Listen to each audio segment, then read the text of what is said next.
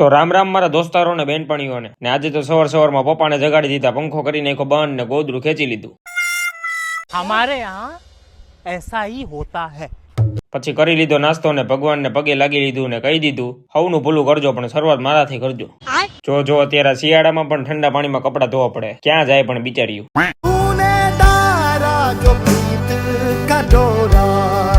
આ ભાઈ જો ઓલી ગામડે ભારી નાખીને ન જતો એમ ખાટલાની ભારી નાખીને જાય છે. क्या बात है सर, क्या बात है सर. પછી આજે તો નવા વર્ષનો પહેલો શનિવાર તો આવી ગયા બજરંગબલીને મળવા ને દર્શન કરવા. પછી આજે બપોરે તો ટિફિન ની હારે ઘૂઘરા ને આલુપુરી ને ખાવાનું મન થયું તો લેવા આવી ગયા. જોવો થઈ ગયું ને આખું ટિફિન રેડી. હવે બધું દાબી જવાનું છે કારણ કે શરમાવાનું નથી. હારે જેઠિયો તો જોયો, બાકી ગળે ન ઉતરે.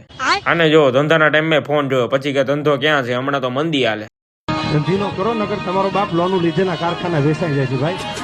રાતે તો આપણે બધાને એક કથામાં જવાનું હતું ને અહીંયા મમ્મી તો કોકના લગ્નમાં જવાનું એમ પર્સ ને બર્સ ને બધું રેડી કરવા લાગી. Women.